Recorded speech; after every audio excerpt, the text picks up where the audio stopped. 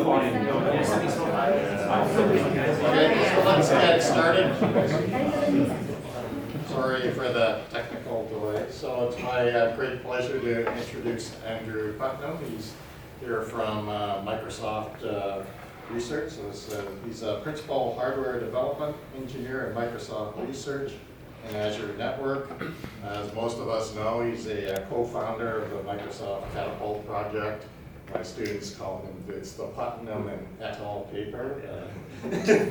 So Andrew triple majored in physics, computer science, and electrical engineering at the University of San Diego in 2003, and finished his PhD in CS and engineering at the University of Washington in 2009. He's almost Canadian. He loves hockey, beer, Tim Hortons, but not sure about poutine. Jason took me out some pretty good poutine yesterday. I'm feeling a little bit better about it. Thanks. It's really, really fun being here. Where do you want me to stand? Anywhere. Okay. Love coming up here. It's a great chance to be here. I've known Paul and a lot of the other faculty here for quite some time. So I'm going to talk about what we've done at Microsoft and kind of some of the background behind Catapult, and then get into a little bit more about what I think the future reconfigurable computing is going to be. So the obvious thing, I think every architecture talk has to begin with this graph and the whole Moore's Law thing. But one of the things in particular about this graph is single-threaded performance used to go up by 50% a year. Basically every 2 years you get double your performance. And it had dropped off to about 20% a year a few years ago. And the thing is, single-threaded performance is really important for us because that's basically your user experience whenever you're doing a cloud application. It's not just about throughput, because if you do a web search, you don't want us to wait for 200 other people to do web search before we push it through. It's all about how quickly can we respond to you. So single-threaded performance is really critical. What happened just in the last year was that even that 20% has basically fallen off the map. Skylake was only about 3% faster on single-threaded workloads than the previous Broadwell generation.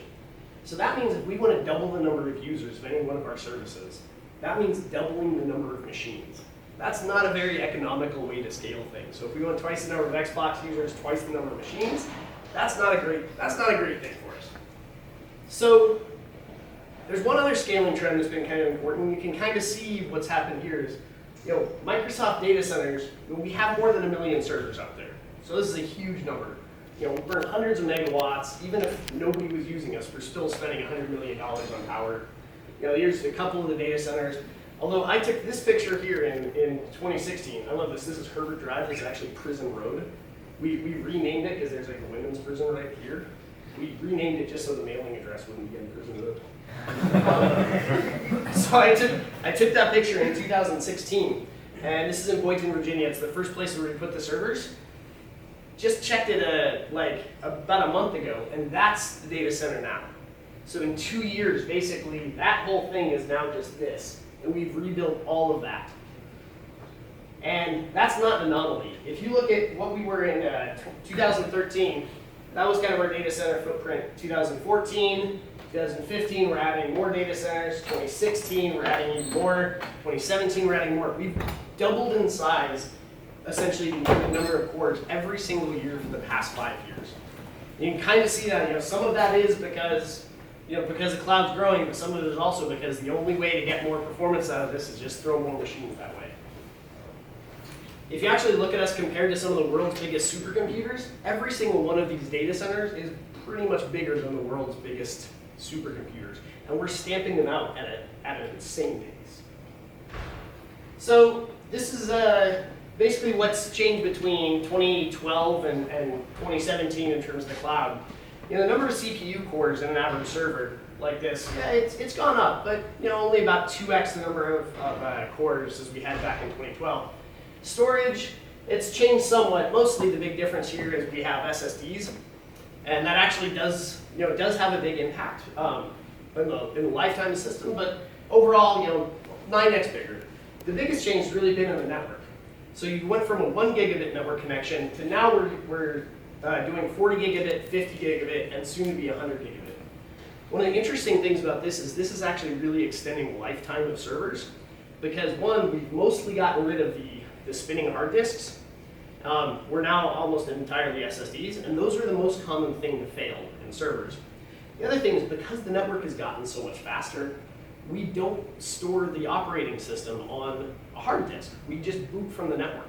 So now your most commonly failing component isn't in the system anymore, and it's not even that big a deal if it did fail because you're not booting off of that anymore.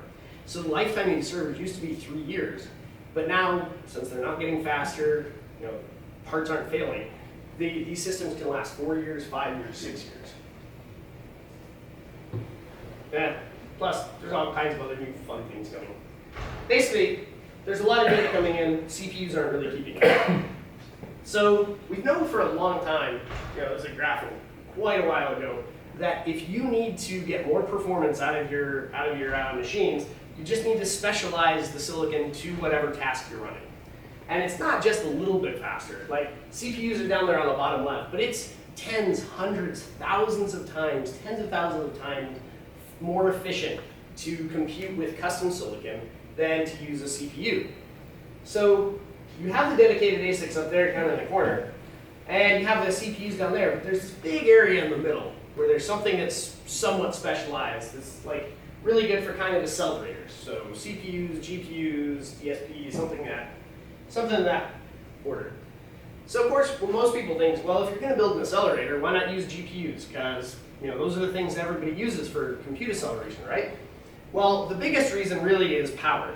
What I love is I looked up a GPU server picture, and this was one of the first ones that came out, and it has smoke pouring out the front. That actually seems totally appropriate, because with each one of these cards being 300 watts, that's a 3 kilowatt box. Like that, just by comparison, your dryer to like 500 watts. So this is burning just an enormous amount of power. The other thing is, the cost really limits it. Power and the cost limits it to only kind of small deployments. So we still put these out there, but they're HPC style machines, which means they're on the scale of maybe hundreds or thousands of machines, not millions like the HyperScale fleet. So really, you want to optimize for the whole fleet. The other question is, well, why not just go to the top right of that efficiency graph and go with ASICs? Like just make specialized processors for everything. Well, the biggest problem there is ASICs are actually targeting the exact opposite of thing that you need for most cloud applications. Cloud is running a hugely diverse set of applications, so there's no one application that's being run all over the place. And the stability of those applications isn't really years. It's often months or things before, at best, before you're changing. So really the ideal for ASICs is that opposite corner. And the example I always have for this is, how would you have made an ASIC for Pokemon Go? That was the #1 cloud application for a very brief period. But you wouldn't have had there's certainly no way you could have designed an ASIC. And even if you could have somehow designed an ASIC, there's no way you're going to deploy it in time. And even if you had deployed it, now you're going to feel pretty silly to go to Pokemon Go accelerator ASIC in the data center. So what I envision here is really a way that you do kind of gradual migration into ASIC. It's not to say that we won't ever do ASICs. It's that your fast-changing stuff you leave in software because you're going to be changing that all the time. As it becomes a little more important, a little more stable, that's when you move to an FPGA and really decide what's going on. The nice thing there is you also develop the software interaction with the hardware, so the software is evolving along with the hardware as you put it on the FPGA. And then at some point you go back and you can just look in your source repo for your FPGA code and be like, all right, what's still running and what hasn't changed in a while? That's going to be a good candidate for hardening to an ASIC. So there's another reason why FPGAs are a really good accelerator for us, and it's not just about being a competitor with a GPU or an ASIC, but also kind of a complement. FPGAs can exploit two different kinds of parallelism that GPUs and CPUs just aren't very good at. One is pipeline parallelism, where you can make these very, very deep pipelines, processing things. The other is, if you guys remember from your computer architecture class, this is Flynn's taxonomy. It almost never comes up anymore, except for people saying SIMD, so single instruction, multiple data. But you really have 4 boxes there. You know, SysD, single instruction, single data, that's a CPU. NISD, like NIND is just embarrassingly parallel. But there's this weird little box here called NISD. And most of the time, if you go to Wikipedia, it's like a 4-line entry in there. They're always like, this is the 4th of Flynn's taxonomy. It exists, I guess. Turns out that this is exactly what FPGAs are really good at in a lot of cases. So multiple instruction, single data, think of like a web search, where you actually want to look at the document a million different ways for the query, but it's only one document. So you want to look at the number of times the first query word appeared, the number of times the second one appeared. Did they appear together? Did they appear inverted? Are they far apart? Things like that. All of those are different instruction streams, and they're all targeting that one document. Like for a CPU or a GPU, you basically have to run over that document over and over and over and over. For the FPGA, you stream it through. You have a bunch of different state machines, which are really the instructions. You stream that document through the FPGA just once, and all of those answers appear right away. You can kind of fake that on GPUs by batching up a whole bunch of documents at once, and then trying to push them through that way and get a little more efficiency. But that, of course, costs you a ton of latency. You don't want to wait for 500 other people to do web search before we start working on yours. So this is really at the core of what FPGAs are offering. It is not just like a competitor or another way of doing what a GPU is. So along with that, Catapult, we actually started this in 2010 at a Starbucks in Colorado Springs. December 23rd, so only kind of 2010. And basically, the first thing we did was this big board right here, called the BFB board. It's actually Xilinx, if you zoom in. Those are all Xilinx processors. I was a Xilinx intern for a long time. And then Catapult, like at some point, we got all of the Bing code, because this was targeted at Bing. The Bing had basically come to us and asked, Dave researchers, do you have any ideas to help us catch up with Google? And so we put that together, ported all this great code. It worked really well. We brought it to the data center operators, and they're like, that is not going in my data center. Because basically it's a big, power-hungry piece of hardware. It would require a special server. It's a single point of failure. Lots of reasons they didn't like this. So they said, no, what I want is a homogeneous hardware. So how about just one FPGA per server? So that was the Catapult V1, the 2014 paper.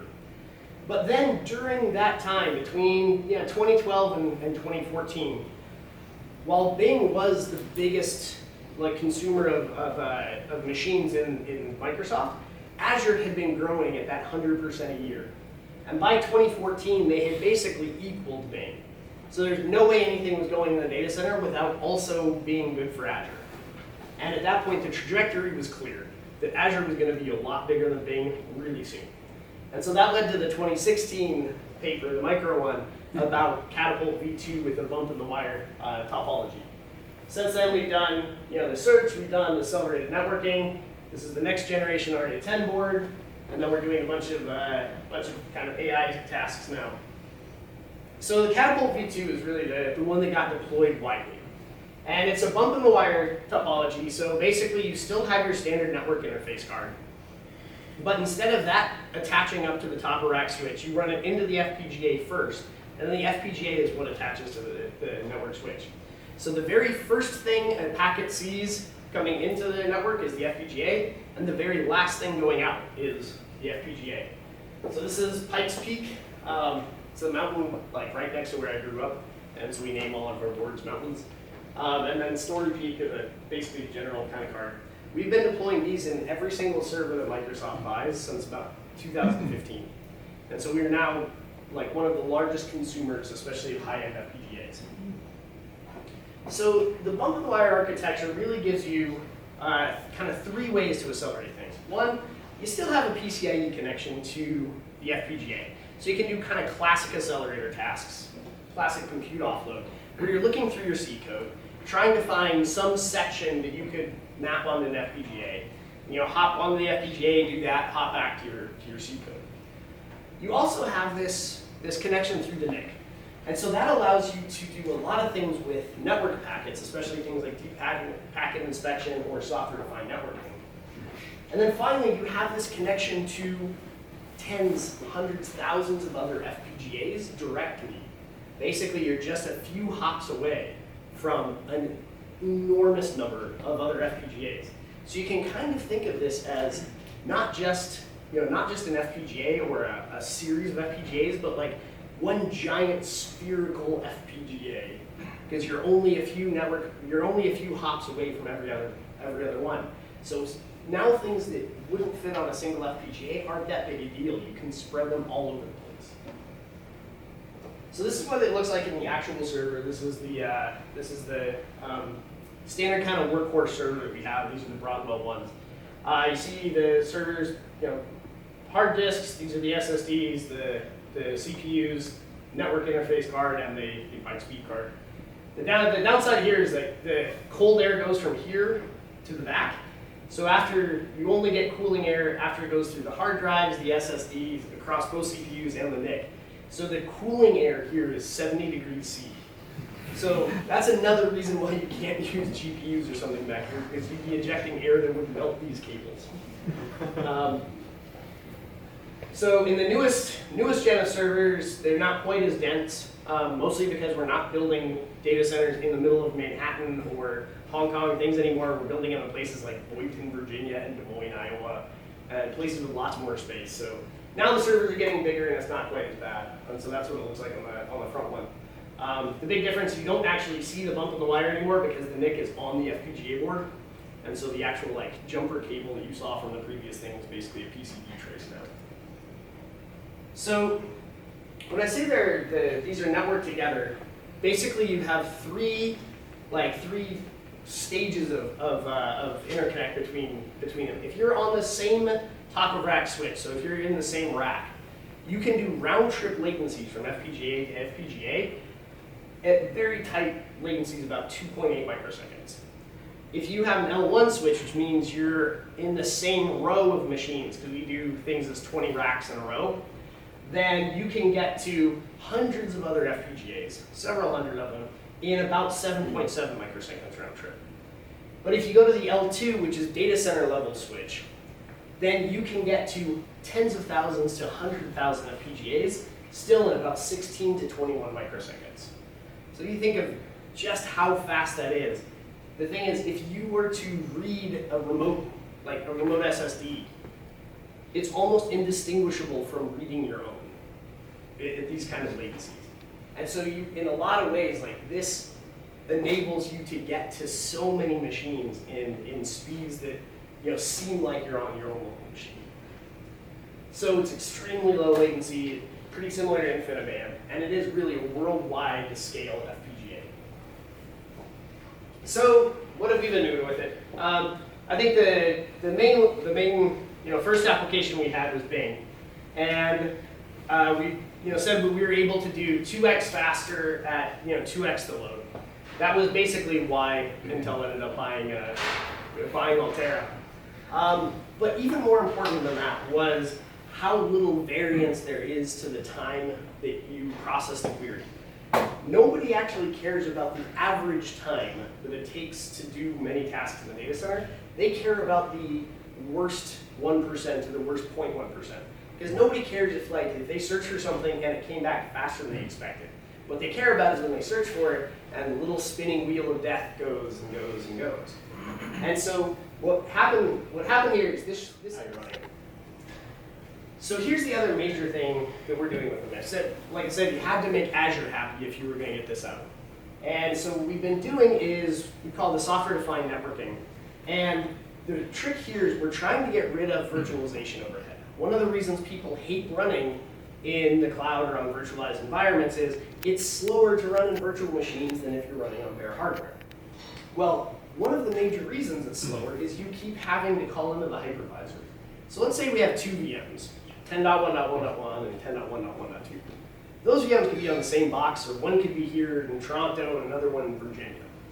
You shouldn't actually have to care. That's one of the joys of the cloud. But it does mean that when you want to send a network packet, we're like, okay, send this to 10.1.1.2.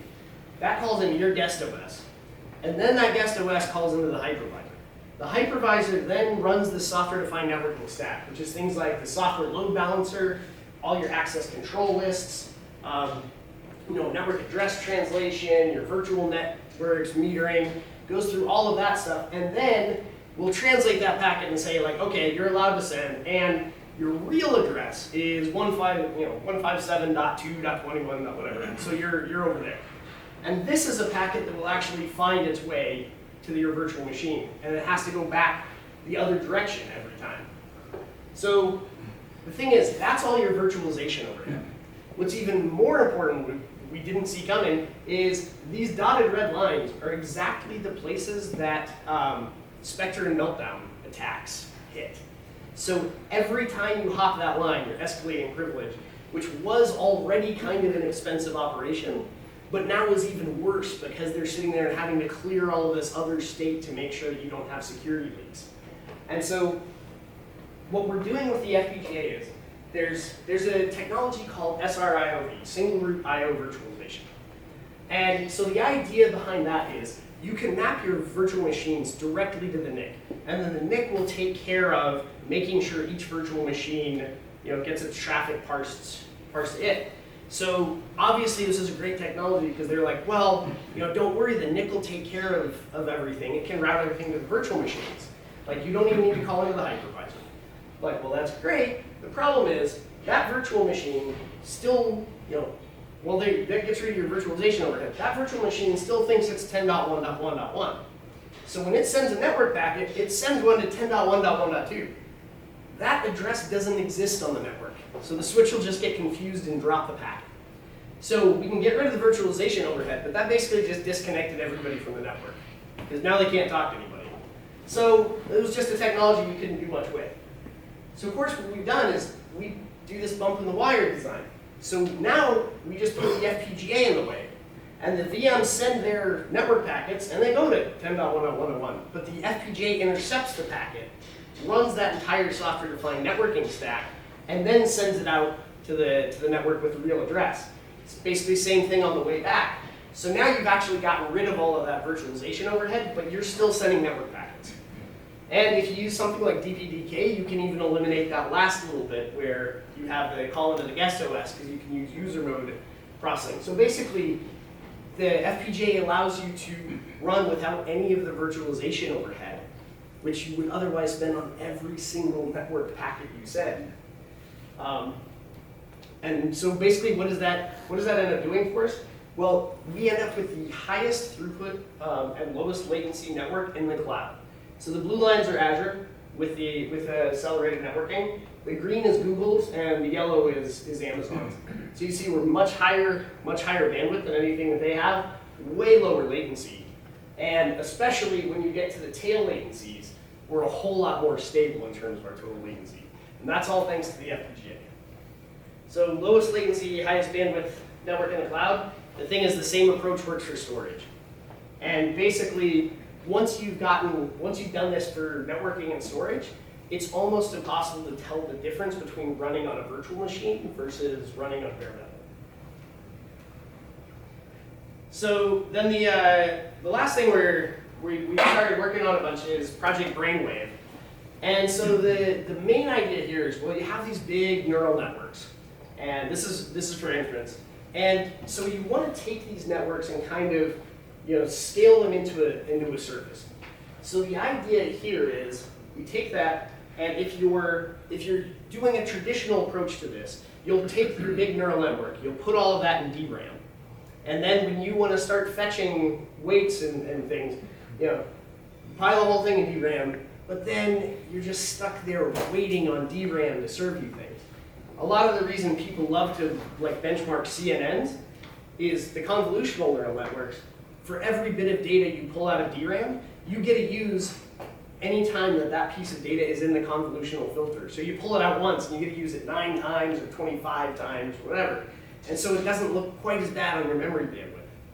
A lot of the reason GPUs are better than other architectures on a lot of these inference tasks is simply if they're GDDR5. They've got a faster memory bandwidth. So instead of doing that, where FPGAs are definitely not going to be an advantage, what we do is take the fact that we have all of these FPGAs, carve up the network into smaller pieces, and then spread those across as many FPGAs as we need. And basically, you're just kind of cutting the network, and only the parts of that network that are communicating, you'll just turn into network packets, and you can splay it across that way. With that, we were able to do ResNet 50, which is a pretty darn big neural network, at a batch size of 1 in 1.5 milliseconds. So it's crazy fast because it's 8 billion operations per image.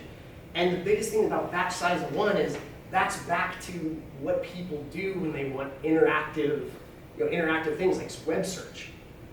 The thing with like both GPUs and like TPU from Google is they have batch size of like 1,000.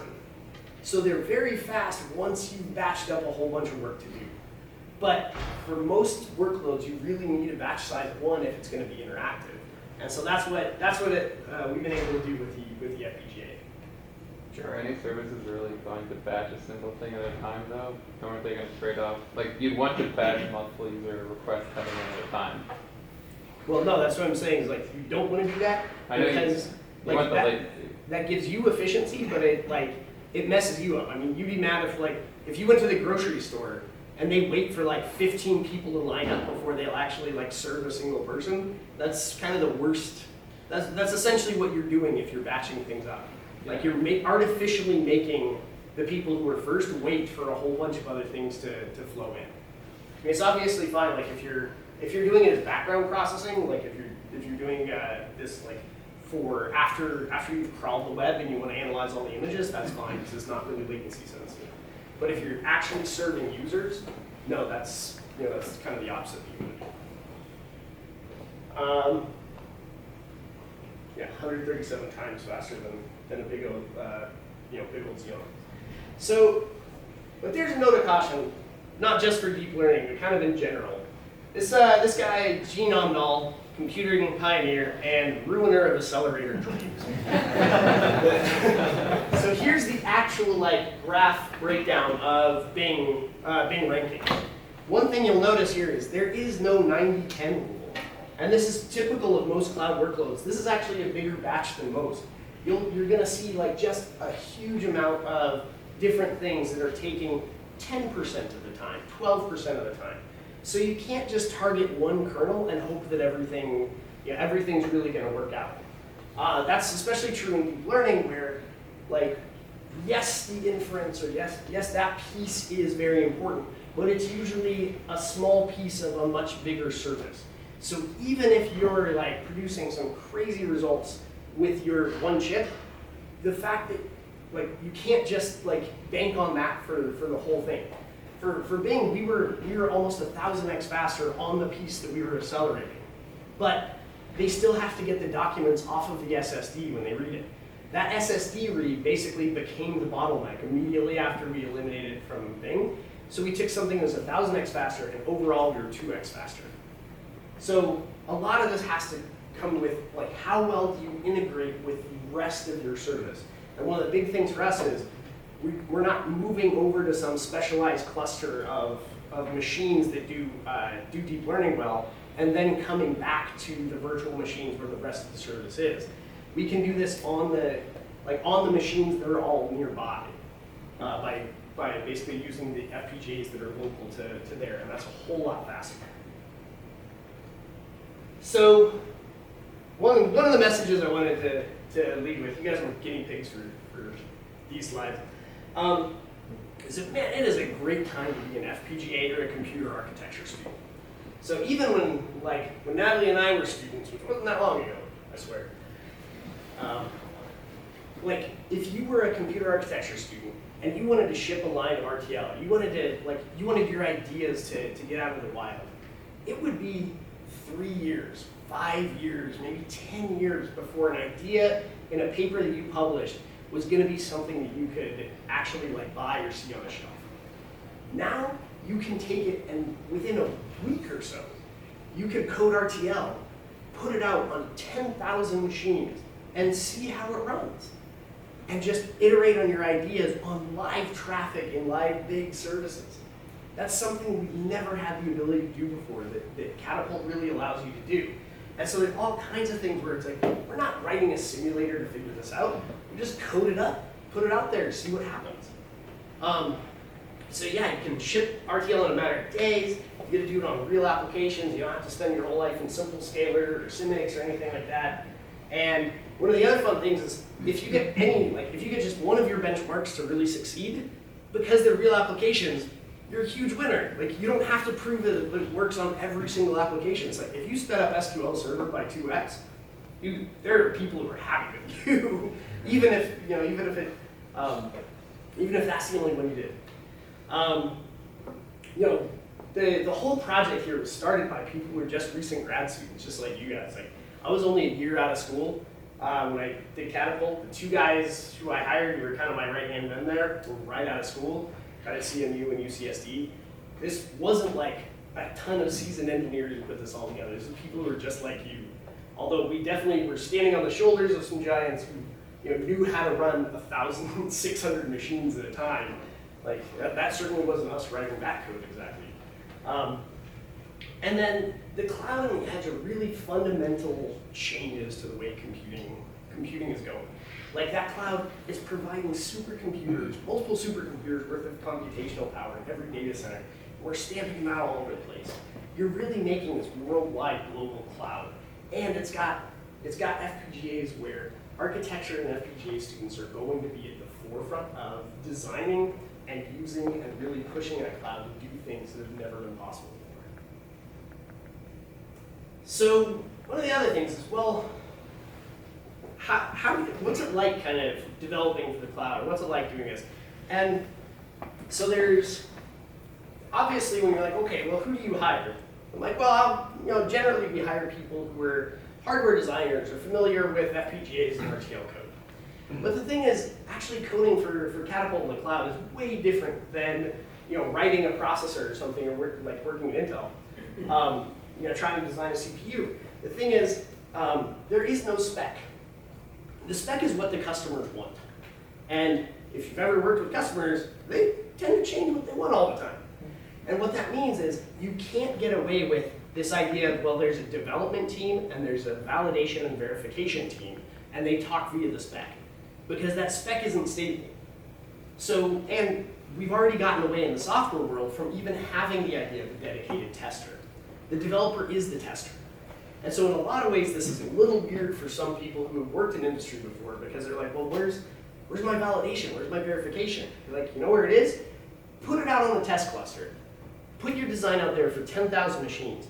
You will have more edge cases covered and more things happen in 1 second of execution on those 10,000 machines than you could ever hope to cover in a lifetime of model simulations.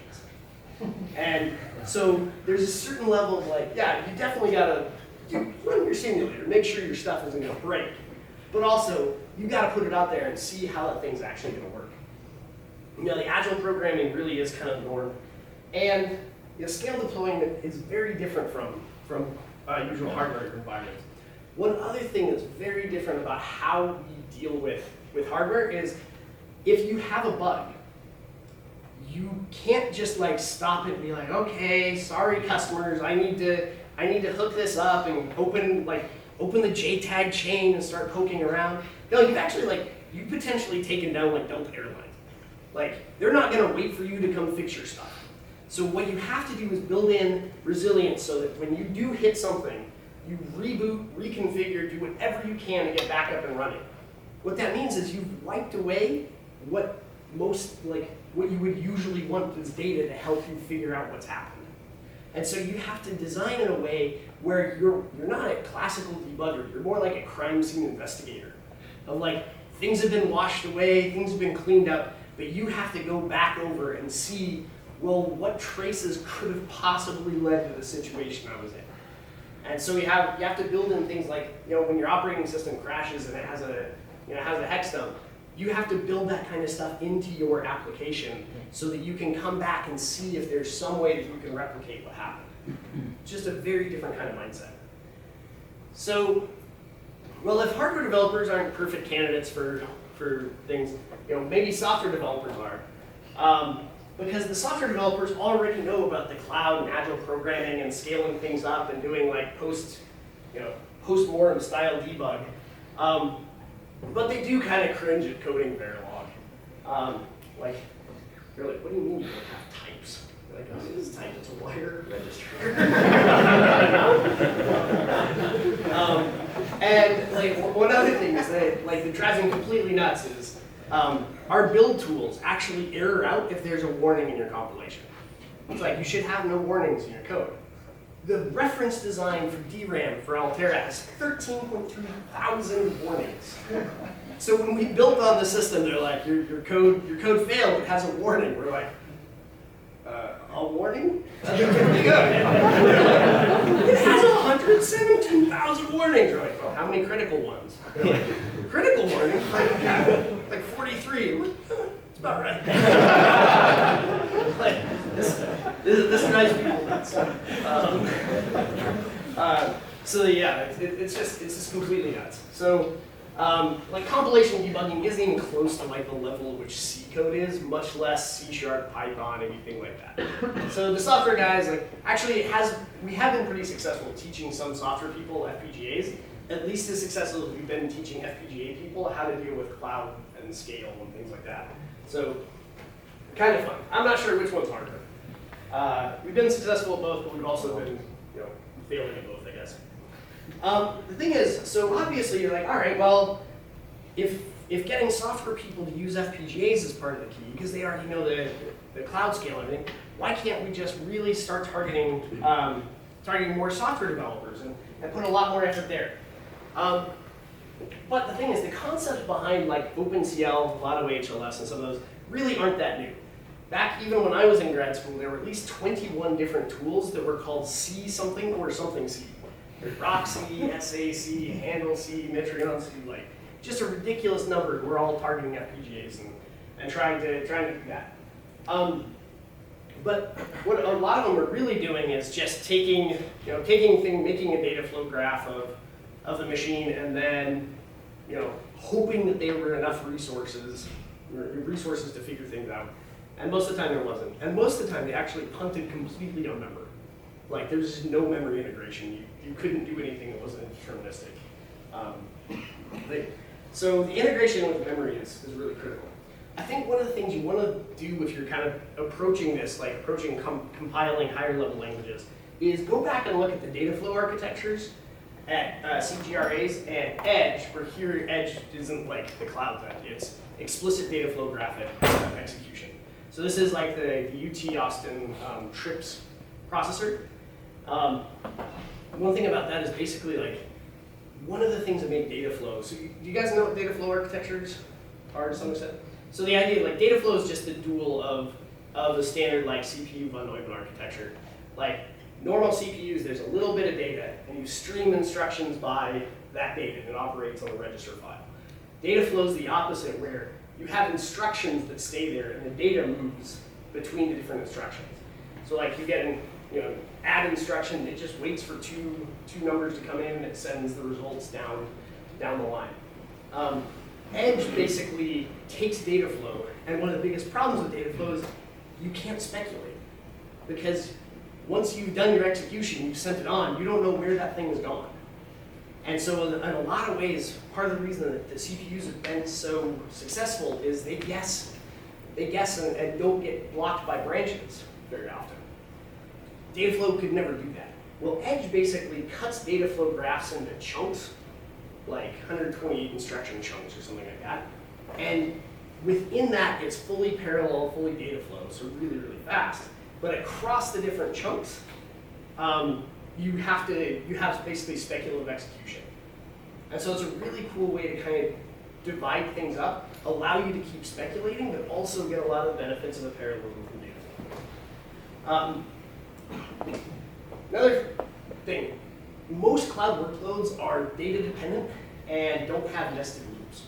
So a lot of time when you look at your HLS tools, you see this thing called iteration interval, II. And they get really worked up about like, we gotta get the lowest II we can. That means like, you can put in a piece of data and then when's the next time you can put in a new piece of data?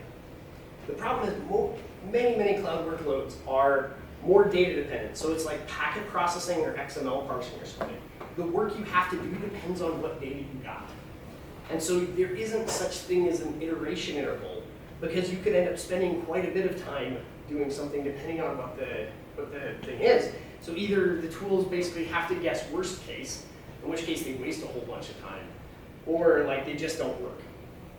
And so I think kind of dealing with things, and when you're using your benchmarks and you're thinking about it, think about things more like packet processing or XML parsing, which are very different than like matrix multiply or Smith-Waterman that are often used for these kind of benchmarks. And then also remember there's a key for each one of these new tools and languages. Is it a productivity language for people who already understand hardware, or FPGAs? Or is it a tool for making software developers more productive? And we've asked both Xilinx and Altera this question about theirs, and they both say, oh, it's both. And like, no, if it's both, it's neither. Because when you come across a hard problem, you're like, oh no, like they're gonna have to know like if this should be LUTRAM or an M20K. And you're like, that's okay, it's targeting FPGA developers. They know the difference between LUTRAM and M20K. But then they're like, well, the performance isn't very good. You're like, it's okay, it's targeting software developers. So you end up with something where nobody ends up making all the right trade-offs. However, the funny thing is, I don't think programmability is actually our biggest threat or our biggest problem. Like the way that FPGAs are going to fail in the data center isn't really going to be because they're hard to program. What it's going to be is if we keep making people fight old battles. The thing is, a lot of code that's written out there, a lot of code that you guys use every day, was probably written by an intern like 5 years ago. The thing is, it still runs. You have these libraries, you have reusable stuff, and years later you can use the same stuff. It doesn't matter if it's a little slower than it could be, but you can still use it, and you can always replace components easily without messing up other stuff. That's what .A, .so, .dlls, shared libraries, that's what they're all about. Like, you can make things better and add new features without having to recompile the whole thing. On FPGA, that's not possible at all. You can't even move a block of FPGA logic, like one slice or one ALM row over, and have it still work. Like, everything is a full recompilation of the whole thing. And basically, that's going to be impossible as we keep deploying services, more of these things come up. Each new FPGA generation we get, we're going to have to go back to original source and fight timing battles and fight other logic things that we've should have already won. And I think that's what's going to drive people nuts. Backwards compatibility, you gotta stand. Every system just keeps building on the existing code. Like, you can still play ski free and Minesweeper. Like, those are from if you take the executable from 1986, it still runs today. Like, we can't get stuff from Stratix 5 to work on ARIA 10, even though it's a process shrink. That's crazy. So one of the ways that we're fighting this now is with this library kind of thing.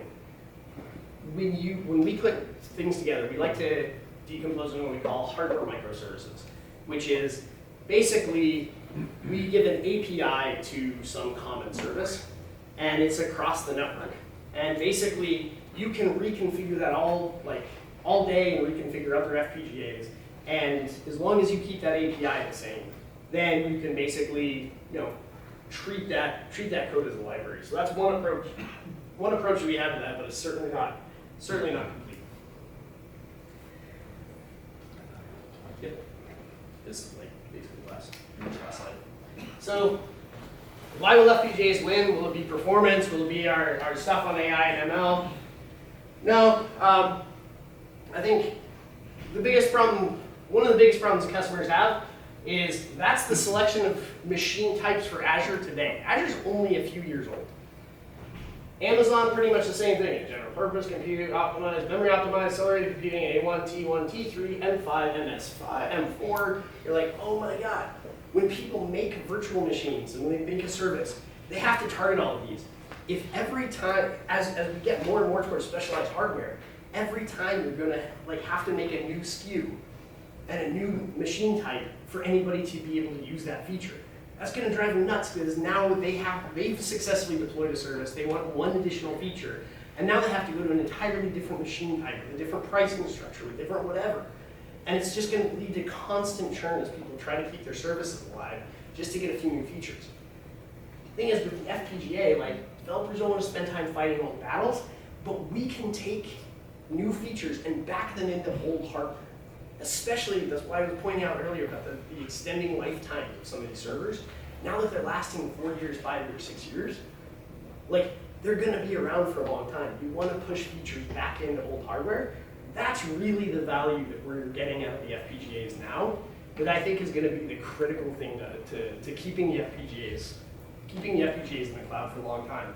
It's really hard to drive innovation from the bottom level of hardware. It's a lot easier to just keep people up and running and improve them kind of incrementally. So, guys, quick conclusions. The cloud is larger and more powerful than the world's biggest supercomputer. It's growing at a crazy rate. You know, FPGA cloud really enables like huge increases in performance and efficiency, especially in ML. FPGAs aren't hardware or software development exactly. It's going to be different. Backwards compatibility and reusability is really more important than performance. Always remember Amdahl's law, and it's a great time to be a computer architect and an FPGA student. So hope you guys have a good time, and thanks so much for inviting me here again.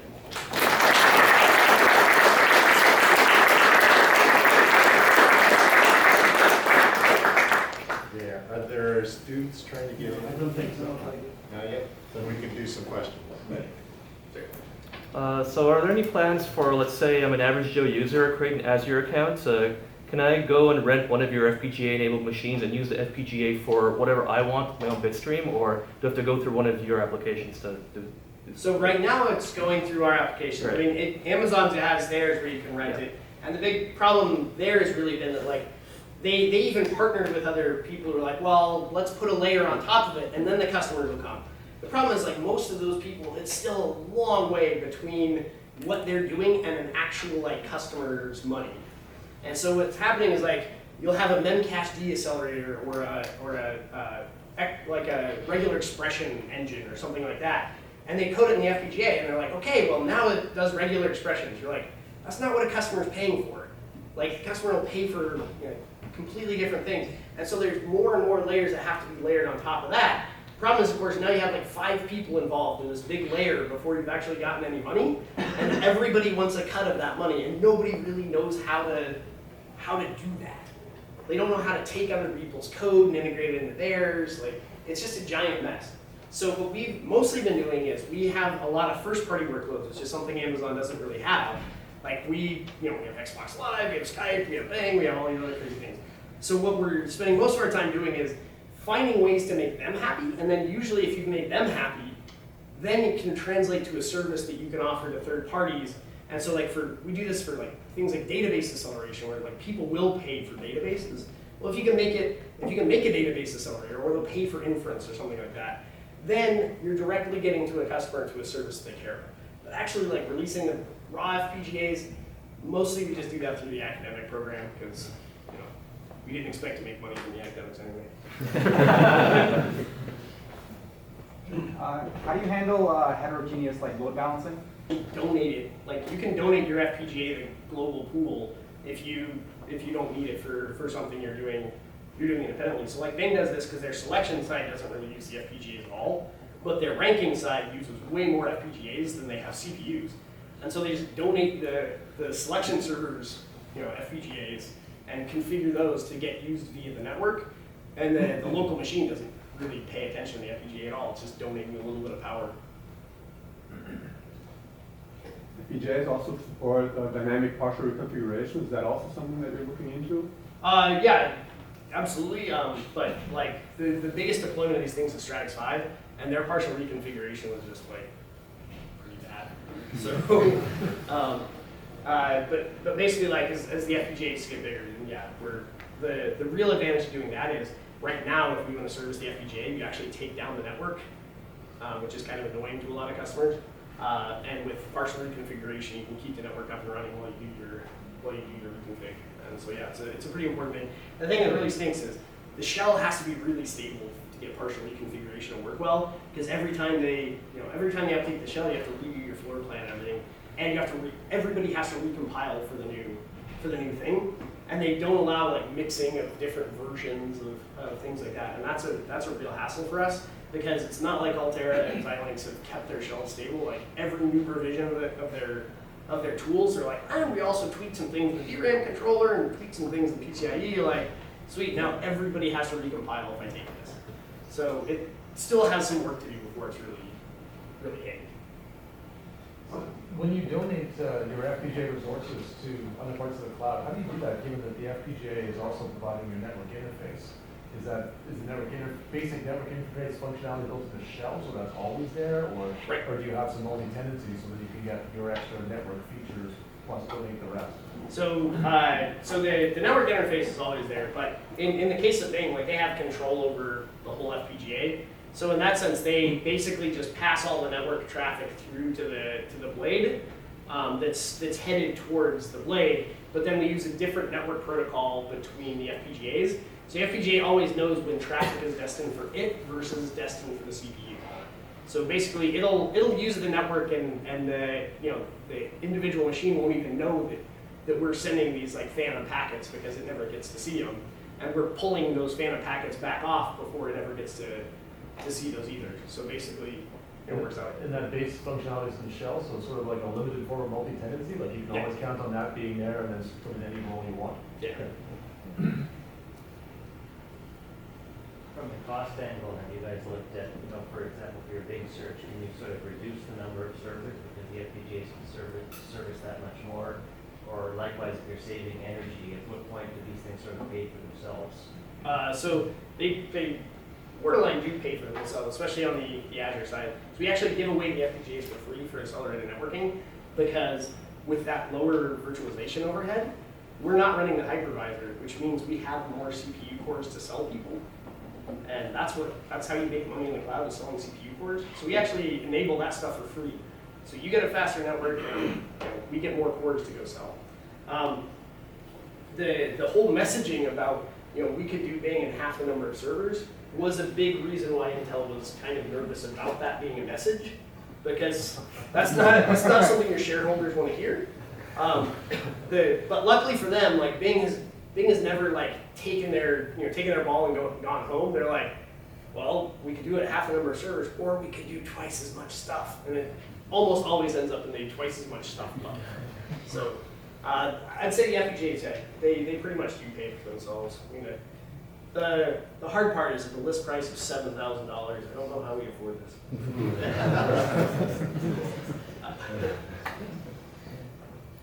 Xilinx recently announced their versatile line of devices. Are you guys at all excited about that whole already FPGA stuff? Yeah, the ACAP stuff. Sort of. The problem I see with it, like there are some really cool things in there that could make things really easy.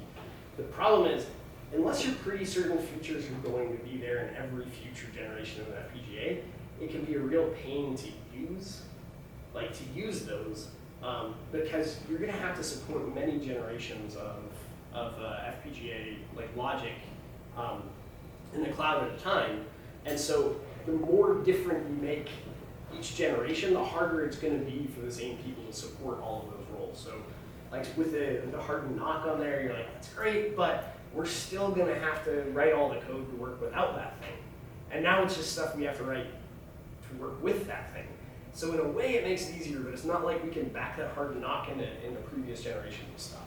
And so until it starts to become more ubiquitous, it's still going to be hard to really take up those features.